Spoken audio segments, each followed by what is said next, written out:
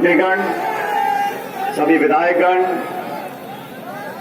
NSUI के अध्यक्ष Abhishek ji, youth Congress के अध्यक्ष गणेश जी, ज्ञान रियाज जी, सेवा दल के अध्यक्ष महोदय, पूर्व नेता प्रतिपक्ष रामेश्वर डूडी जी, सभी पूर्व विधायकगण, कांग्रेस पार्टी के सभी नेता और कार्यकर्ता, आप सब यहां पर आज इकट्ठे हुए हैं। मैं इसके लिए प्रदेश कांग्रेस कमेटी को और डोटासरा साहब को बहुत बहुत धन्यवाद देता हूं कि आपने हम सबको यहां पर आमंत्रित किया और जो हमारी कांग्रेस पार्टी की सोच और नीति है, जो अखिल भारतीय कांग्रेस कमेटी की राह चलने की हमारी घोषणा है, उसका क्रियान्वयन करते हुए आज आपने यहां ये धरना आयोजित किया। मुझसे पूर्व सब वक्ताओं ने बहुत विस्तार से आपको आज के मुद्दे के बारे में, देश और किसान पर जो गंभीर संकट का बादल छाया हुआ है उसके बारे में अच्छी तरह से समझाया। कि मैं ऐसा मानता हूं कि हर देश के इतिहास में कुछ ऐसे क्षण होते हैं, कुछ ऐसे मोड़ आते हैं जो सदैव के लिए निर्णायक हो जाते हैं। और दुर्भाग्यवश केंद्र की सरकार ने एक ऐसे मुद्दे पर एक ऐसा कदम उठाया, ऐसे समय पर उठाया जिसके बहुत दूरगामी परिणाम होने वाले हैं। 2/3 देश की जनता कृषि पर, किसानी पर निर्भर करती है, लेकिन मैं मानता हूं कि 100% जनता किसान हितैषी है, किसान से हमदर्दी रखती है। इसलिए आपने जो कानून बनाकर और कानून बनाने की प्रक्रिया को जिस घमंड से, जिस तानाशाही रवैये से संसद में जबरदस्ती पारित करवाया, राष्ट्रपति महोदय से फटाफट दस्तखत करवाए, नोटिफिकेशन जारी कर दिया, कोई सलाह, कोई मशवरा, और आज तक भाजपा की सरकार के व्यक्ति और मंत्री इस बात का जवाब नहीं दे सकते कि इन कृषि कानूनों का निर्माण करने की मांग किसने करी थी। इस देश में ऐसा कौन सा किसान संगठन है, कौन सी राज्य सरकार है जो ये किसी कानून का निर्माण करने की मांग करती थी। हमारे देश में अलग अलग समय पर अलग अलग मांगे होती हैं, लेकिन कौन किसान खड़ा होकर बोलता है कि हमें समर्थन मूल्य नहीं चाहिए। हमारी पार्टी ने जब हम सत्ता में थे केंद्र में, और हर चुनाव में, हर घोषणा पत्र में कहा कि कृषि में निवेश होना चाहिए, प्रतिस्पर्धा होनी चाहिए, किसान को अपनी फसल का उचित से ज्यादा मूल्य मिलना चाहिए, स्वामीनाथन आयोग की रिपोर्ट को पूरी तरह लागू करना चाहिए। लेकिन दूसरा चुनाव जीतने के बाद जो रवैया केंद्र की सरकार ने, प्रधानमंत्री जी ने अपनाया है, वो उस बात को दर्शाता है कि इतिहास में नाम दर्ज करवाने के लिए कोई भी काम कर सकते हैं। और मुझे दुख होता है आज देश का किसान न सिर्फ आंदोलित है, लेकिन भयभीत भी है, अपने भविष्य की चिंता करता है। हमारे बच्चे पोतों का पालन पोषण कैसे होगा, इस बात की चिंता करता है। और केंद्र की सरकार के लोग जो वार्ता करते किसानों से, कई दौर की वार्ता हो रही है। ऐसा कौन सा जटिल विषय है जिसको सरकार सुलझा नहीं सकती। आपको सिर्फ ये कहना है कि किसान के हित में हम एमएसपी का ये कानून का प्रावधान जोड़ रहे हैं, और तीनों कानून को वापस लो। जो राहुल गांधी जी ने शुरू में कहा कि ये तीनों बिल घातक है, न सिर्फ पुनर्विचार हो, इनको वापस लिया जाए, किसानों से बात करो। हम इस बात के लिए तैयार हैं। अगर किसान कोई बिल लाना चाहते हैं, कोई रिफॉर्म लाना चाहते हैं, संशोधन लाना चाहते हैं, निश्चित रूप से करो, कांग्रेस पार्टी पूरा समर्थन आपका करेगी। लेकिन किसान के भविष्य को कुचलकर आज पूरी दुनिया में, यूरोप में, अमेरिका में, ऑस्ट्रेलिया में जो भारतीय नागरिक हैं वो दूतावास के सामने जाके खड़े होकर नारा दे रहे हैं। उन्हें कौन प्रेरित कर रहा है, कौन भड़का रहा है? और जो किसान अपने हक अधिकार की मांग कर रहे हैं सड़क पर खड़े होकर, उनको नक्सलवादी बोलते हो, माओवादी बोलते हो, आतंकवादी बोलते हो, अलगाववादी बोलते हो। साथियों, ये अल्फाज इसलिए इस्तेमाल किए जा रहे हैं कि केंद्र की सरकार में किसान हितैषी कोई नेता बैठा ही नहीं है।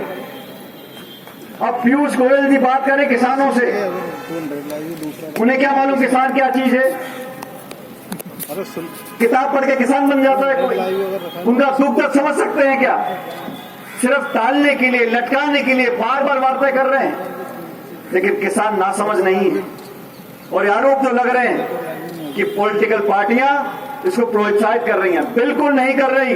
लेकिन मुझे कहने में कोई संकोच नहीं है, अगर किसानों के साथ खड़ा होना राजनीति है तो राजनीति कर रहे हैं, अगर किसानों का समर्थन देना राजनीति है तो राजनीति कर रहे हैं और करते रहेंगे।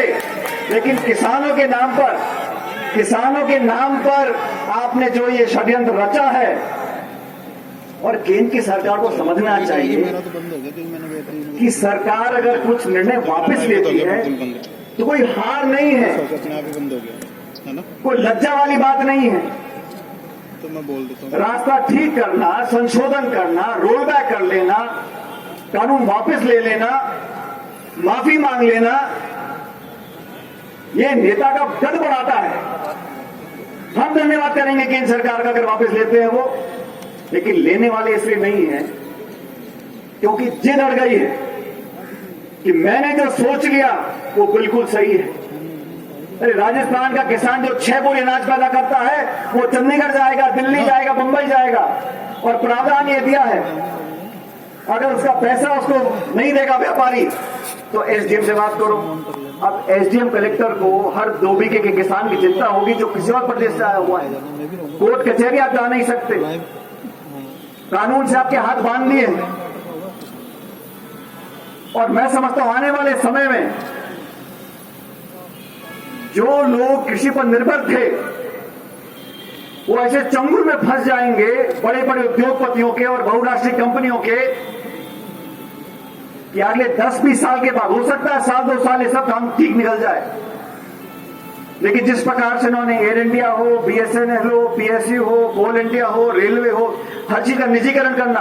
आप जब विपक्ष में थे तो खूब नारा देते थे स्वदेशी का, आज सब चीजों को आप गिरवी रख रहे हो, बेच रहे हो।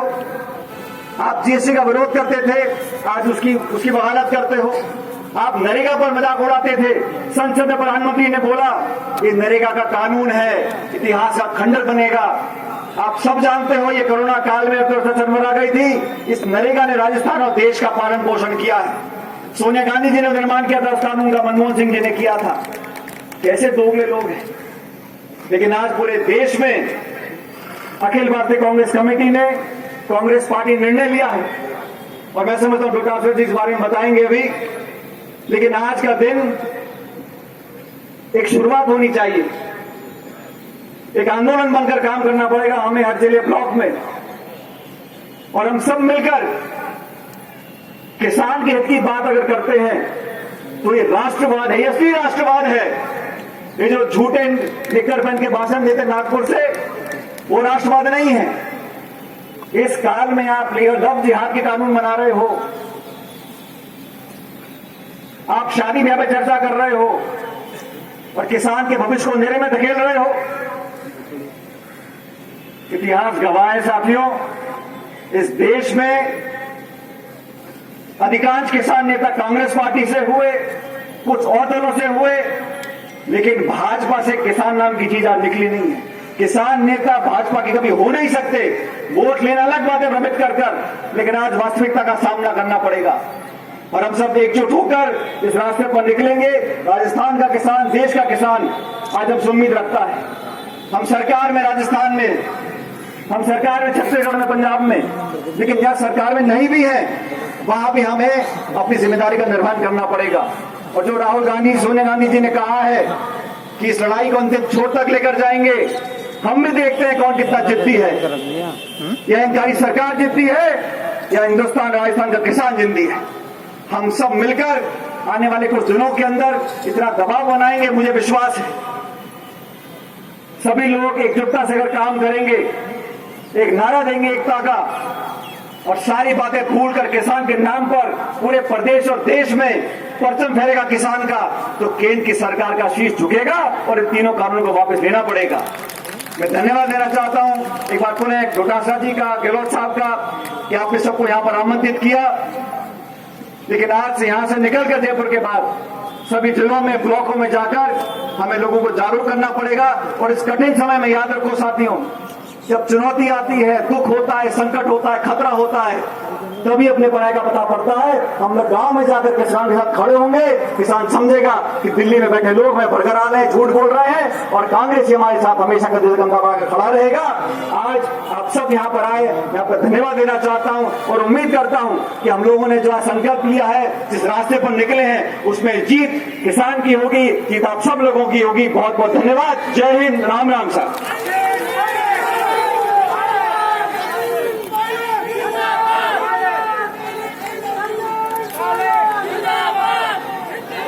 मैं हमारे प्रदेश अध्यक्ष सम्माननीय गोविंद सिंह डोटासरा जी से निवेदन करूंगा कि वो यहाँ आए